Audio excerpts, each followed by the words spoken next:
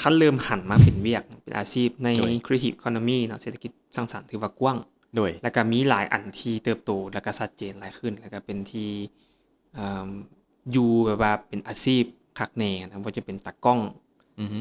ทีมจัดพวกนี้ก็ถือว่าเป็นเวียกเป็นนั้นเบิดหรือว่าสร้างแต่งหน้าก็ใช้ความครีเอทีฟในการสรรสร้างโดยเอ่อคิดสุดไปดองนั้นนี่มันอยู่ใน Creative Economy หมดเลยเพียงแต่บางเทื่ออาจจะบ่ได้คิดในมุมนั้นข้อยก็ตัดสุดอ่ามันตั้งแต่น้อยโดยจั่งซี้น่ะอืมไม่งั้นเฮ็ดพันแพงจังซี่นะมันก็ต้องใช้ความคิดสร้างสรรค์โดยคือกันแล้วหลายๆอาชีพมันก็เติบใหญ่ขึ้นเช่นศิลปินที่เฮ็ดเพลงก็มีช่องทางที่ว่าได้เงินกลับมาเฮ็ดเป็นอาชีพได้เพราะว่าแพลตฟอร์มมันอำนวยความสะดวกในการเก็บเงินจากลิขสิทธิ์การลงเพลงพวกนี้ก็เจ้าก็เป็นเวียกหนึ่งใน Creative Economy คือกัน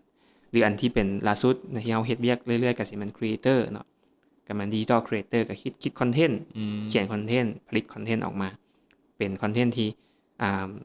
นอกจากที่ว่าเฮ็ดแล้วคนตอบรับแล้วมันก็สามารถในแง่ของพัฒนาเป็นธุรกิจพัฒนาไปเป็นการสปอนเซอร์ชิปเนาะได้จากธุรกิจต่างๆเข้ามาร่วมเฮ็ดกิจกรรมนำกันแล้วก็ได้เป็นรายรับมันก็เป็นอาชีพใหม่ๆที่เกิดขึ้นแปลว่าหยังแปลว่าโอกาสมันหลายขึ้นกว้างขึ้นแล้วก็เปิดโอกาสให้กับหลายๆคนได้เข้าถึงเวียกใหม่ๆหลายขึ้นเพียงแต่ว่าอาจจะ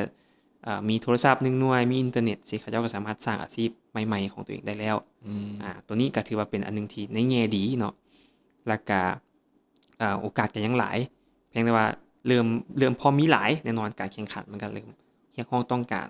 สกิลหรือว่าทักษะที่มันเข้มข้นหลายขึ้นโดยคนที่พัฒนาตัวเองตลอดคนที่แบบว่าต่อยอดความรู้ตัวเองตลอดนำเสนอสิ่งใหม่ๆยกระดับมาตรฐานของตัวเองตลอดคนนั้นก็สิโดดเด่นและก็สามารถเฮ็ดให้มันเป็นอาชีพที่อย่างน้อยก็มั่นคงหลายขึ้นหรือว่ากล้าเว้าได้หลายขึ้นว่าข้อยยึดอาชีพนี้เป็นอาชีพที่เลี้ยงตัวเองเลี้ยงครอบครัวได้หลายขึ้น